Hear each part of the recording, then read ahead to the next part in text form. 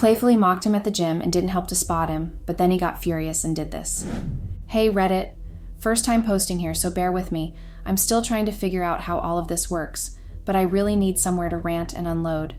I don't want to tell my friends, so Reddit is the next best option. My name is Victoria, and I'm a 27-year-old woman, married to my amazing husband, Michael, who is also 27. We've been married for about 2 years now, and honestly, I couldn't ask for a better partner. Michael and I met back in college. It was one of those classic, we saw each other across the room moments, and something just clicked. I'd always heard people say that when you meet the right person, you just know, and I guess they were right. We started dating shortly after we met, and everything just felt so natural, like we were always supposed to be together. After a few years of dating, Michael proposed, and we tied the knot 2 years ago. Our wedding was small and intimate, just family and close friends, and it was perfect. Since then, marriage has been great. Michael is, without a doubt, one of the most loving and supportive people I've ever met. He's the kind of guy who will go out of his way to make sure I'm comfortable and happy no matter what it takes. Whether it's bringing me my favorite coffee in bed or giving me a back rub after a long day, he always puts my needs first. It's just how he is, always caring, always attentive. He's been my rock in every way. As for me, I'm a stay-at-home wife, and that's something we both agreed on early in our relationship. Michael is the main provider, and while I know that might not work for everyone, it's an arrangement that fits us perfectly.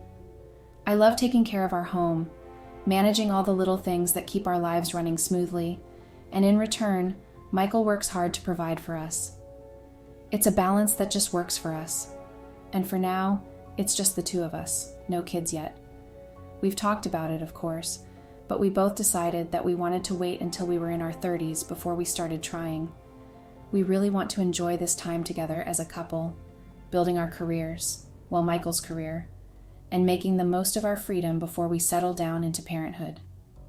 Now the issue is, well, first of all, I have to admit something. I've always been a bit of a gym rat, especially since I became a stay-at-home wife and didn't have a whole lot else to do during the day. The gym became my escape, a place where I could zone out, clear my mind, and just focus on myself. It's like my own personal sanctuary, where I'm in control and can work on my body, my strength, and my mental health all at the same time. For me, working out is more than just about staying in shape. It's about feeling accomplished, having a sense of routine, and pushing myself to be a little better every day. There's something so satisfying about setting new personal records or finishing a really tough workout and knowing that I did it, that I was the one who pushed through. I go to the gym about 5 or 6 times a week, sometimes even more if I'm feeling especially motivated or stressed. I love the feeling of my muscles burning after a good lift or the rush of endorphins after a cardio session. It's almost addictive, honestly. The gym is my happy place. It keeps me grounded and gives me something to look forward to. Without it, I'd probably go crazy from boredom. Now Michael is a whole different story. Don't get me wrong, I love my husband to pieces, but when it comes to fitness, we're like night and day.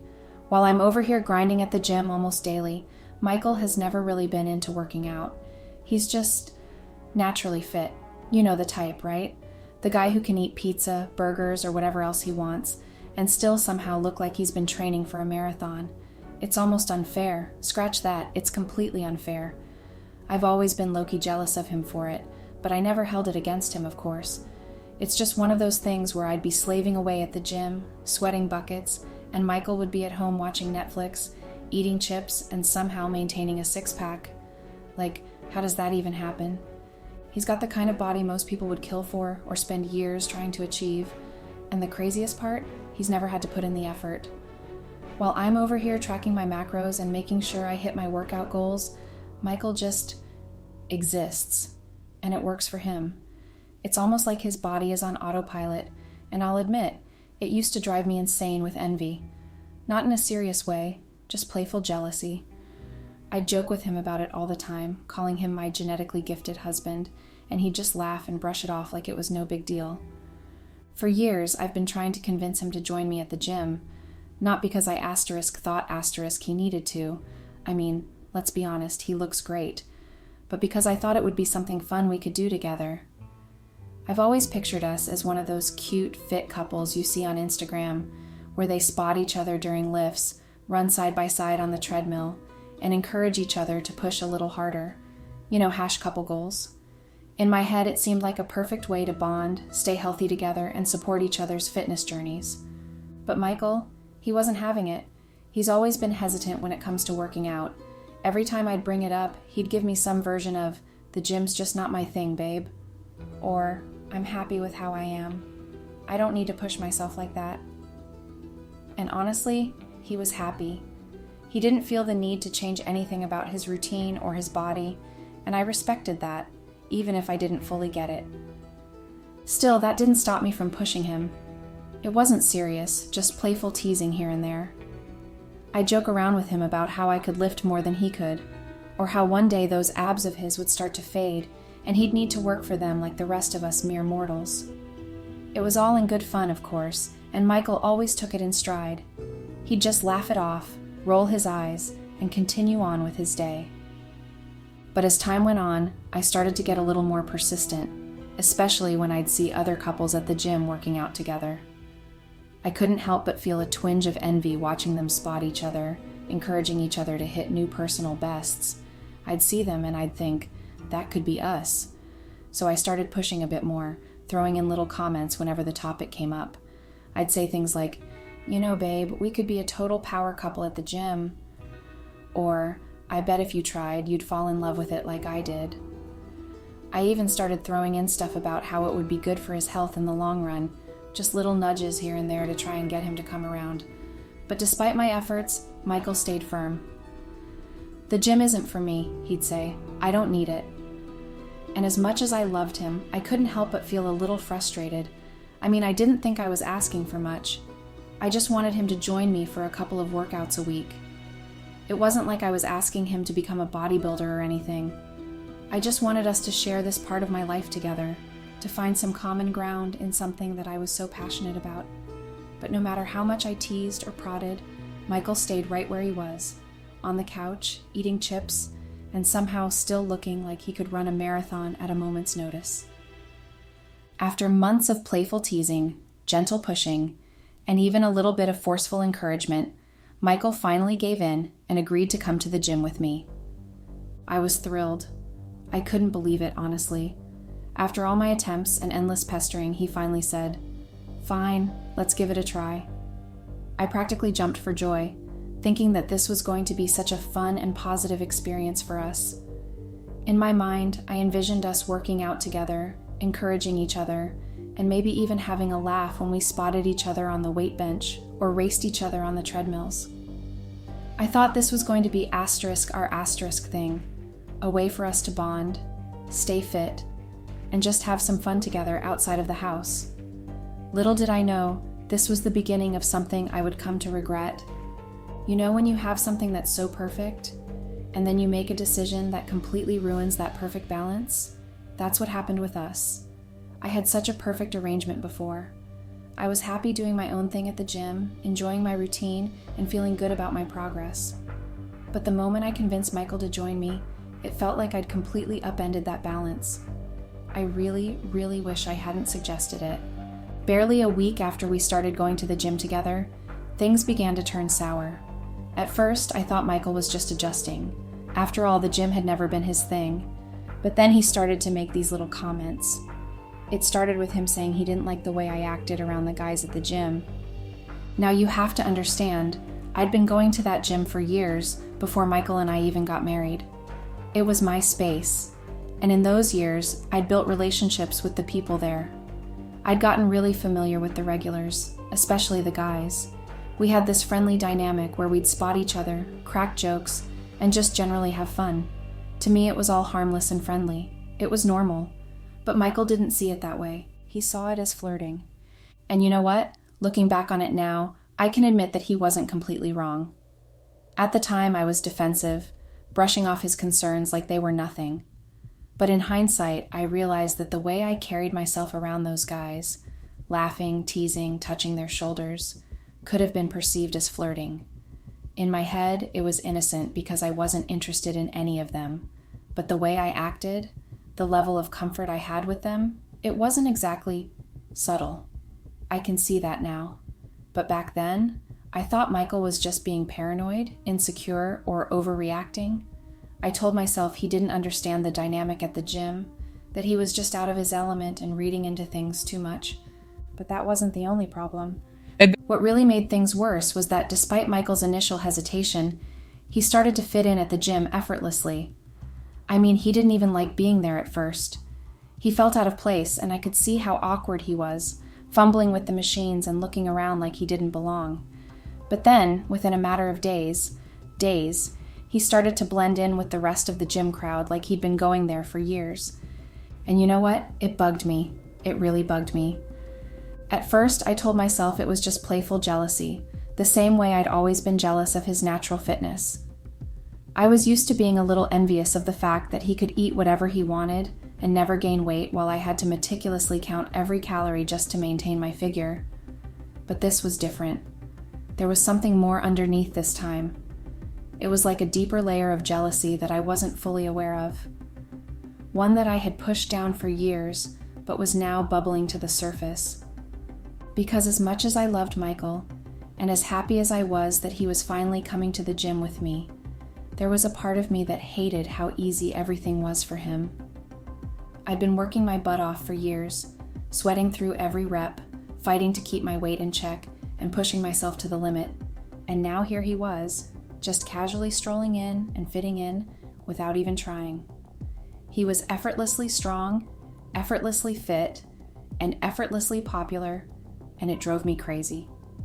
I guess, in a way, I felt like he was encroaching on my territory. The gym had always been my thing, my domain, and now Michael was suddenly there, making waves without even realizing it. The trainers started to notice him. The regulars started to greet him like he'd been a part of the gym family for years, and I couldn't help but feel asterisk overshadowed asterisk. It sounds so petty when I say it out loud, but that's how I felt. I had worked so hard to carve out my own space there, and in just a few short days, Michael had somehow taken the spotlight without even trying. To be honest, I started to resent him for it, and as much as I hate admitting that, it's the truth. I resented the fact that he was so blessed genetically while I had to struggle. I resented the way people gravitated toward him at the gym while I had to work to earn my place. I resented how everything just seemed to come so easily to him while I was constantly fighting to maintain my progress. And the worst part, I started to realize that Michael had noticed it too. He could sense the tension between us, even though I tried to hide it. I don't know what came over me, but once Michael started coming to the gym with me, I found myself purposely trying to put him down. It wasn't just the teasing or the playful ribbing I used to do when we'd talk about fitness. No, this was different. It was like this twisted need to see him fail, to knock him down a peg, just so I could feel better about myself. It sounds so terrible to admit, but mocking him, belittling him over every little mistake he made, it somehow gave me a sick sense of satisfaction. Even when he did something right, like using a machine correctly or getting through a set, I would still act like he didn't know what he was doing. I'd talk to him like he was stupid or inexperienced, like I was the expert, and he was some clueless newbie. And the worst part? I knew he knew how to use the equipment. He was perfectly capable, but that didn't stop me. I wanted him to feel self-conscious, to feel the insecurity that I'd always struggled with. I wanted him to feel like he didn't belong. It was twisted, I know, but at the time it gave me a sense of control, a sense of power over him. Then there was the day we decided to work on the bench press. That was the day everything really came crashing down. I had this idea that if I could push him beyond his limits, make him struggle, I'd somehow feel better about myself. So I purposefully added weight to the barbell, way more than I knew he could handle. I kept insisting that it would be easy, despite his skepticism. He even asked me, "Are you sure this isn't too heavy?" And I just laughed it off, telling him he'd be fine and that it was easy. In my head, it was half a joke, half jealousy. I guess a part of me expected him to struggle, but still manage it because, after all, he was naturally strong. I figured, worst case, I'd step in and help if he needed it. But when he lay down on that bench, lifted the bar, and immediately started struggling, I didn't jump in to help. I didn't offer the support he needed. Instead, I stood there laughing. I kept teasing him, mocking him as he struggled under the weight. I could see it on his face, the strain, the frustration. He was clearly struggling, but I didn't stop. I didn't offer to rack the weights for him. I just kept laughing. And then it happened. He almost dropped the weights on himself. The barbell wobbled in his hands, and for a split second, I thought it was going to crash down on his chest. He barely managed to rack the bar, but by then the damage had been done. Not physically, but emotionally. Michael was furious. And when I say furious, I mean I saw a side of him I'd never seen before. Michael had never been the type to lose his temper. He was calm, patient, the kind of guy who could brush off a lot without letting it get to him. But that day, with the weights he couldn't handle and my relentless laughter, it was too much. He snapped. I remember the look in his eyes as he stood up from the bench, breathing hard, his face red with both effort and anger. He turned to me, his voice was tight with fury, and he snapped, said it wasn't funny, and that I was being cruel. I stood there, stunned, as he packed up his stuff. I tried to apologize, tried to explain that it was just a joke, that I didn't mean anything by it, but he wasn't having it. He wouldn't even look at me. He stormed out of the gym without another word, and for the first time in our relationship, I realized I'd pushed him too far. That night, we had the worst argument we've ever had. He told me how humiliated he felt at the gym, how he had trusted me to guide him, to support him, and I'd completely let him down. He accused me of treating him like he was inferior, just because he didn't work out as much as I did. He said it wasn't just about the gym. It was about how I'd been constantly mocking him, teasing him, and even flirting with other men in front of him. He said he'd tried to brush it off, but after what happened at the gym, he couldn't take it anymore. I tried to defend myself. I told him it wasn't as bad as he was making it out to be, that he was overreacting, but deep down, I knew he was right. I had been cruel. I hadn't supported him when he needed me, and I had made him feel small. But I didn't want to admit that. I didn't want to face the fact that my insecurities and jealousy had driven me to treat him so poorly. The argument got heated, really heated, and before I knew it, Michael was packing his bags. He told me he couldn't do this anymore, that he needed space, and then he left. He went to stay with his best friend, and for the past few days, I've been trying to reach him. I've called him, texted him, but he won't pick up. He won't even respond to my messages. I know he's hurt. I know I crossed a line, but I don't know how to fix this. I've tried calling his best friend, hoping maybe he could talk to Michael for me, but even he won't answer my calls. I feel so lost right now. I haven't been able to go back to the gym because every time I think about it, I feel this wave of regret wash over me. I can't believe I let my insecurities get the best of me like this. I pushed Michael away, and now I'm terrified that I might have lost him for good. I don't know what to do, Reddit. I regret everything so much, and I just want to make things right. But I don't know if he'll ever forgive me. Any advice would be appreciated. Update. Hey, Reddit. Wow, I have to say, I wasn't prepared for the amount of feedback I received from my last post. I got completely bashed. A lot of people really let me know how badly I messed up, and I'm not going to lie, reading those comments stung. But it's what I needed.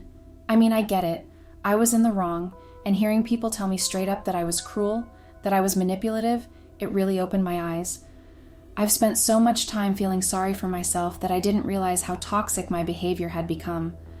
A lot of people suggested I go to therapy, and honestly, after reading through the comments, I think they're right. I didn't realize how deeply rooted my insecurities are, or how much they've been affecting my relationship with Michael. It's like I've been projecting my own feelings of inadequacy onto him, tearing him down to make myself feel better. It's twisted. I know that now. So yes, I think I'm going to start looking into therapy, not just for me, but for us as a couple, if Michael will ever talk to me again. So many people also suggested giving Michael some space to let him calm down before approaching him about couples counseling. At first, I didn't really understand why he would need so much time, but after reflecting on it, and after reading all the comments, it's starting to make sense. What I did wasn't just a one-time thing. I've been treating him poorly for a long time, and this gym incident was just the breaking point. Of course he needs time to cool off and figure out how he feels about everything. I get that now. I guess that's what I'm going to do. Give him space, as much as it sucks, and let him come to me when he's ready. I hate waiting, though. I feel like this is an issue we could easily resolve if we just talked it out, but clearly, Michael doesn't feel the same way. So for now, I'll keep waiting and hope that when he's ready, we can sit down and really talk about what happened, and maybe even suggest couples counseling. In the meantime, I've been throwing myself into the gym more. I know, ironic, right? The place that pretty much caused all this mess. But the truth is, it's the only thing keeping me from completely losing it. With Michael not around, I have all this time and no real way to fill it, so I've been at the gym almost every day, pushing myself harder than ever. I guess it's my way of coping, even though every time I'm there, I'm reminded of the mess I made. It's been more than a week now, and Michael still won't talk to me. I've texted him, I've tried calling him, I've even left voicemails, but nothing. Radio silence. At this point, I'm starting to feel like maybe he's more hurt than I initially thought. I mean, yeah, I know I messed up, but more than a week of silence, it feels like too much for something that, in my head at least, could be resolved if we just sat down and talked. But maybe that's the problem. I think it's easy to resolve, but clearly Michael doesn't. So here I am, stuck in this limbo, not knowing what to do next, other than give him space and hope that one day he'll be ready to talk. I don't want to push him further away, but the waiting is killing me. I hate feeling like everything is out of my control. I really appreciate every single piece of feedback, though, both the good and the bad. It's given me a lot to think about, and honestly, I needed that wake-up call. I'll be sure to update you all if there's anything worth updating on. Thanks again, Reddit. Fingers crossed, I can make this right. Update. Hello, Reddit. I honestly didn't want to update, but I just need something, anything, to distract me right now. I don't know where to start. I've written and deleted this post like 5 times because I'm so confused, lost, and devastated. I spent hours crying earlier, and I'm just trying to hold it together now, but I can't believe this is happening. I finally got in touch with Michael. He came home today, but not to talk. He came with his best friend to pack up his stuff. When I saw them, I was so confused. I didn't understand what was going on at first. I mean, it wasn't just a regular visit. He straight up told me they were there to pack his belongings. Of course, I didn't let him start right away. I was desperate to talk, to try to make things right. We ended up having this long, agonizing conversation while his best friend just silently packed up in the background. And that's when he dropped it on me. He doesn't want to continue the relationship. I tried everything, you guys. I suggested therapy, couples counseling, even said I'd quit the gym entirely if that's what it took. I thought if I could just show him how far I was willing to go, he'd at least consider trying to fix things. But no, he refused all of it. He said me quitting the gym wouldn't solve anything. It would just make me unhappy and miserable, and it wouldn't fix the underlying issues. Then he said the words that broke me, that there was no way he could move past what happened. I tried my best to make him see things from my point of view. I explained to him how I had always been jealous of him, even though it was so hard for me to admit. I told him how me not wanting to support him wasn't because I didn't love him or care about his goals.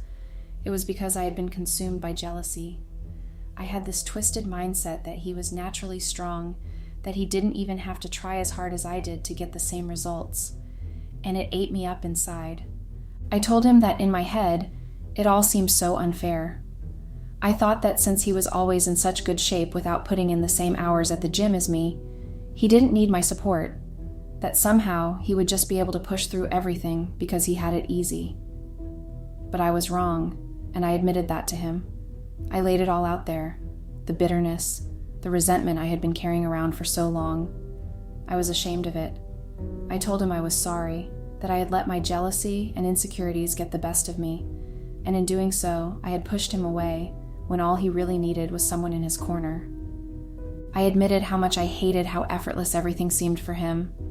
While I had to grind every single day, put in so much effort just to stay in shape or achieve any little goal, he would do the bare minimum and still excel.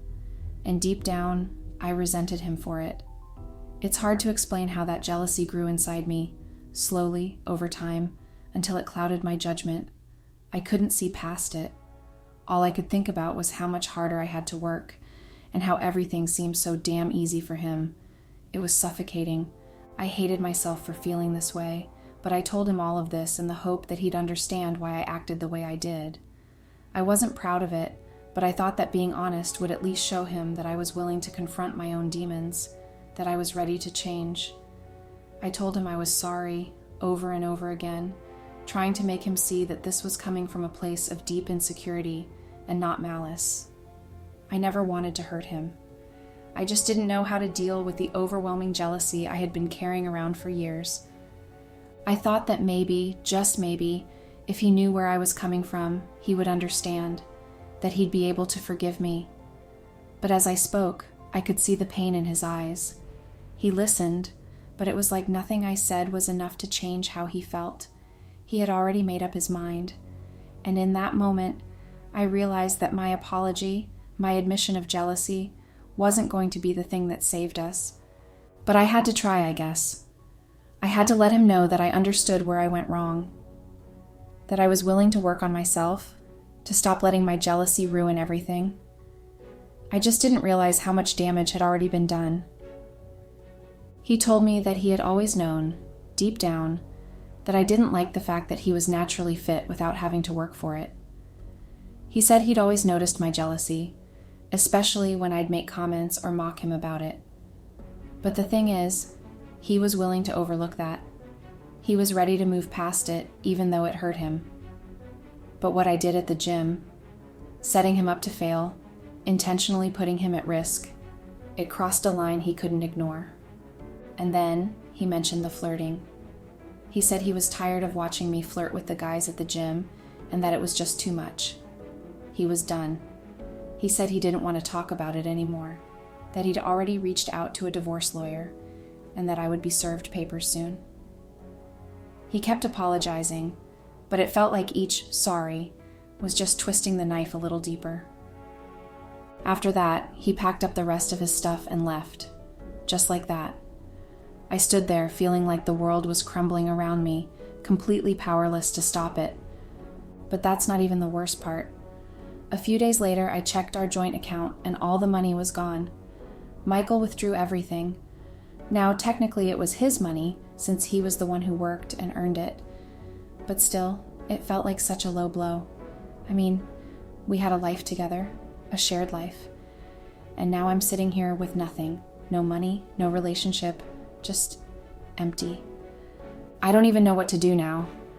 I feel like a zombie, like I'm just going through the motions without any real sense of direction. My brain can't wrap around the fact that this is real life, that my marriage is over. What the actual fuck? I'm so lost, Reddit. Any advice? Anything at all? I need help. Update. Hey Reddit, and it's been a long time since I last updated. To be honest, I kind of just logged out of this account and then I forgot the password. I couldn't log back in for a while, and the email I used to register had issues, so that didn't help either. But to be fair, I didn't feel too bad about not being able to log back in because I wasn't ready to share or update anything.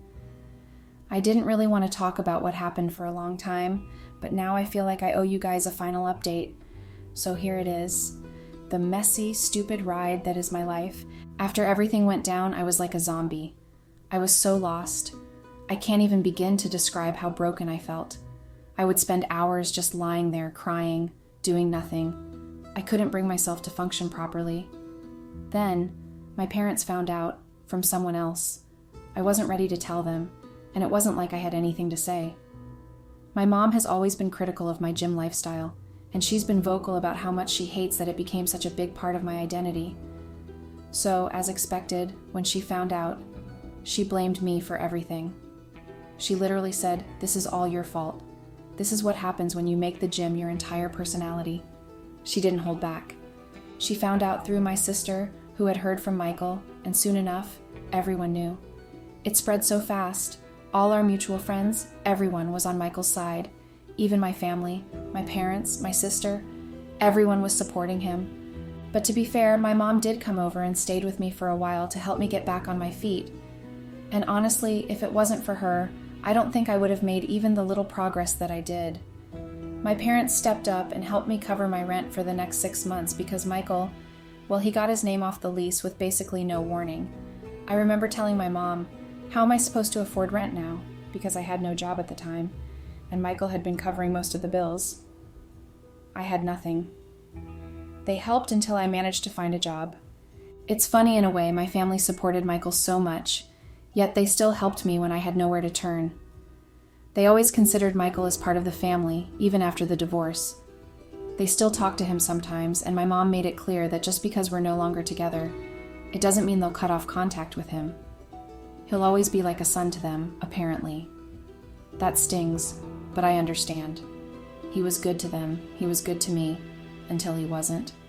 The divorce itself was quick, painfully quick. I got served the papers, and a few weeks later, we went to court.